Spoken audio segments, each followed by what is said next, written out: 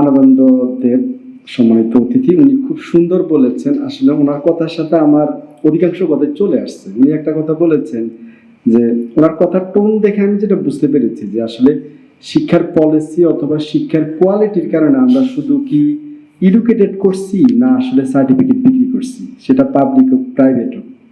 তার মানে আমাদের এডুকেশনের মাধ্যমে আমরা আসলে আমাদের যে গ্রাজুয়েট উৎপাদন করছি তাদের আসলে যে ক্যাপাবিলিটি ডেভেলপ করা ওটা আমরা পারছি না।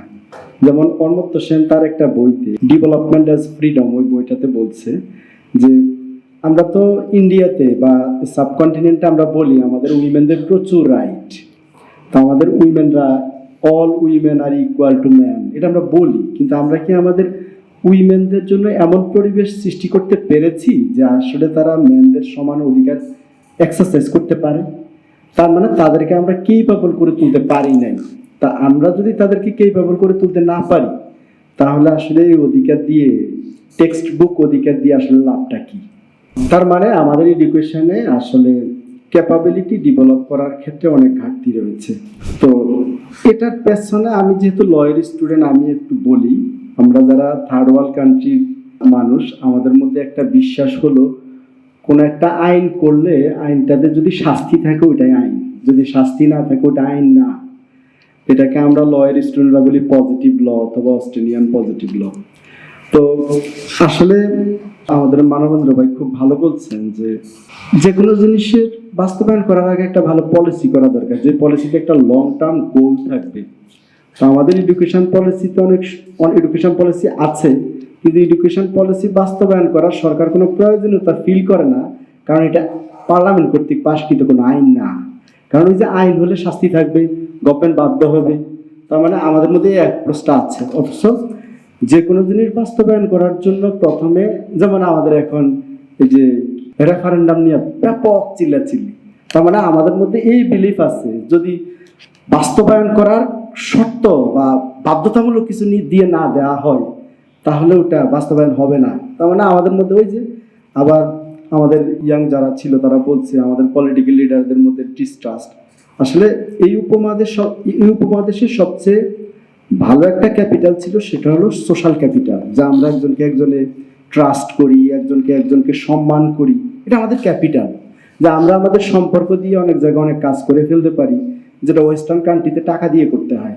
যা আমরা যখন ঢাকা থেকেও আমাদের গ্রামের মানুষ ডাক্তার দেখাতে আসে, তখন আমরা ঢাকায় কোনো আত্মীয়ের বাসায় থাকি। এটা ওয়েস্টার্ন কান্ট্রি হলে এটা হতো না। ওয়েস্টার্ন কান্ট্রি হলে সে ডাক্তার দেখাতে গেলে হোটেলে থাকতো। সো এটা আমাদের সোশ্যাল ক্যাপিটাল, আমরা এটা অ্যাক্সেস দেই। তার মানে এই সম্পর্কটা আমাদের টাকা দিয়ে যেটা হতো সেটা আমরা শুধুমাত্র আমাদের সম্পর্ক দিয়ে করে ফেলতে পারি। তারপরে আমি আরেকটা যেটা বলবো সেটা হলো এখানে একটা জিনিস আছে, ডেমোক্রেটিক প্রসেস। আসলে এখানে যতগুলো শর্ত, যেগুলো টপিক আছে, সবগুলো টপিকই মূলত ডেভেলপমেন্টের কন্ডিশন। তাহলে ডেভেলপমেন্টের সংজ্ঞা কি? আবারও সে মানবেন্দ্র ভাইয়ের কথা চলে যেতে হচ্ছে, ডেভেলপমেন্ট মানে কি শুধু ইনফ্রাস্ট্রাকচার, খালি কালভার্ট, ব্রিজ, মেট্রো, এগুলা?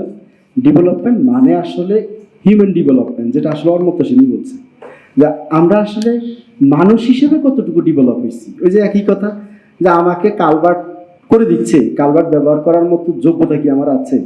অথবা আমাদের বাংলাদেশে প্রাইভেট কার কেনার জন্য সরকার কোম্পানি লঞ্চ করে দিল, কোম্পানিগুলো এখন আমদানি করছে, এখন মানুষ কি প্রাইভেট কার কেনার মতো সামর্থ্য অর্জন করতে পারছে? তার মানে সহজ কথা হলো, আমাকে শিক্ষা বলি, ডেমোক্রেসি বলি, ডেভেলপমেন্ট বলি, এটা এতটাই ইন্টারকানেক্টেড যে আসলে একটা আরেকটা ছাড়া হবে না।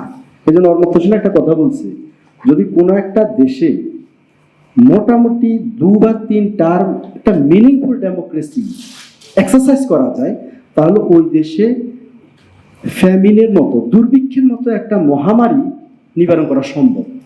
তার মানে আমরা যে এলিভিয়েশন অফ পভার্টির কথা বলি, এলিমিনেশন অফ পভার্টির কথা বলি, আনএমপ্লয়মেন্ট ইরাডিকেশনের কথা বলি, এটা একমাত্র সম্ভব ডেমোক্রেসির মাধ্যমে।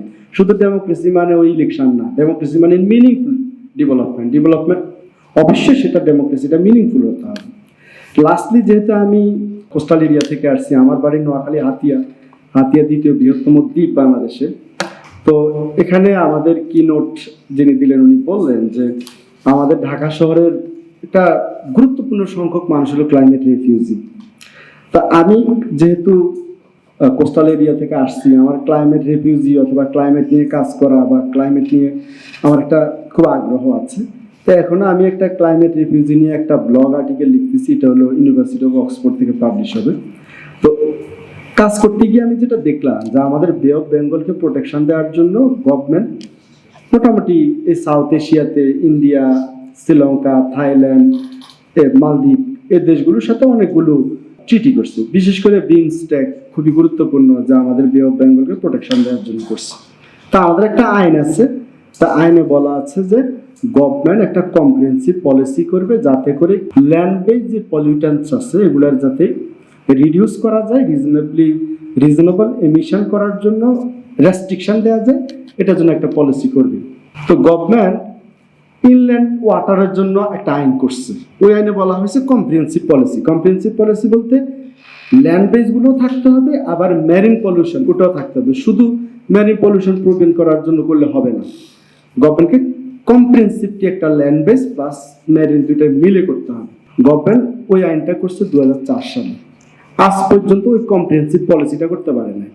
মিনিস্ট্রিগুলোকে একসাথে বসে এরকম গোল টেবিল বৈঠক করে, কিন্তু তাদেরকে কম্প্রিহেন্সিভলি কোনো উইং দেওয়া হচ্ছে না যাতে করে এটা করা যায়। মানে এটা ছাড়া আমরা আসলে মানে আমাদের অনেক দ্বীপ ডিসঅ্যাপিয়ার হতে পারে। আমরা 2024-এও কিন্তু ক্লাইমেট ভিকটিম হিসাবে একটা বন্যার শিকার হয়েছি। সুতরাং আমি যেটা রিকোয়েস্ট করব, যেহেতু এখানে অনেক বড় বড় পলিটিশিয়ানরা আছেন, গুরুত্বপূর্ণ ভূমিকা রাখার সুযোগ আছে, সামনে আমাদের নির্বাচন, আমি বলবো আমাদের এবারের নির্বাচনে অন্যান্য জিনিসের সাথে পলিটিক্স বা ডেমোক্রেটিক বা গভর্নেন্স সংক্রান্ত জিনিসগুলো আছে এটার সাথে ইকিউ ফ্রেন্ডলি ম্যানিফেস্টো করা যায় কিনা বা ইকোলজির প্রতি গুরুত্ব দিয়ে কোনো ম্যানিফেস্টো করার প্রতিশ্রুতি দেওয়া যায় কিনা এটা ভেবে দেখার জন্য ধন্যবাদ সবাই।